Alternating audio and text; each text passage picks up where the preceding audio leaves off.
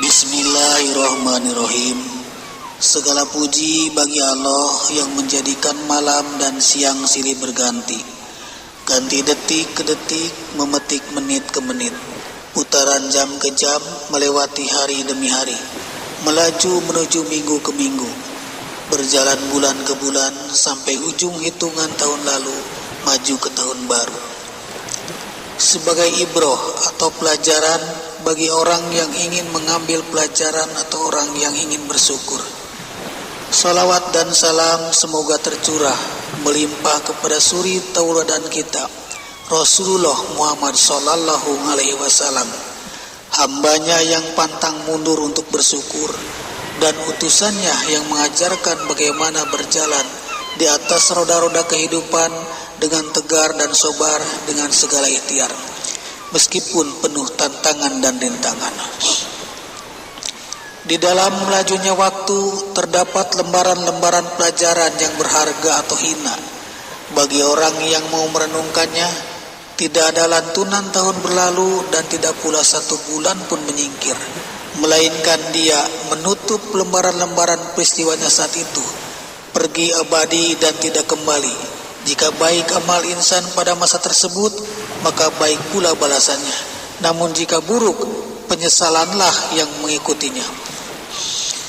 Setiap masuk tahun baru, manusia menitipkan lembaran-lembaran tahun yang telah dilewatinya. Sedangkan di hadapannya ada tahun baru yang menjelang dan menghadang. Bukanlah inti masalah ada pada kapan tahun baru usai dan menjelang, akan tetapi yang menjadi inti masalah adalah dengan apa kita dahulu mengisi tahun yang telah berlalu dan bagaimana kita akan hiasi tahun yang akan datang. Dalam menyongsong tahun baru, seorang mukmin adalah sosok insan yang suka tafakur atau berpikir dan tazakur atau merenung. Tafakur atau berpikir yang pertama yaitu tafakur hisab atau introspeksi. Dia memikirkan dan menghitung-hitung amalannya di tahun yang telah silam.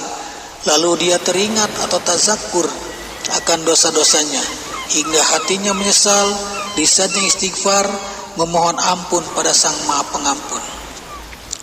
Tafakur yang kedua yaitu tafakur istidad atau persiapan. Dia mempersiapkan ketaatan pada hari-harinya yang menjelang, sembari memohon pertolongan kepada Allah agar bisa mempersembahkan ibadah yang terindah kepada Sang Penciptanya, terdorong mengamalkan prinsip hidupnya yang terdapat dalam ayat Iyyaka na'budu wa iyyaka nasta'in. Hanya kepadamulah kami beribadah dan hanya kepadamulah kami memohon pertolongan. Bukankah hidup ini hakikatnya adalah perjalanan?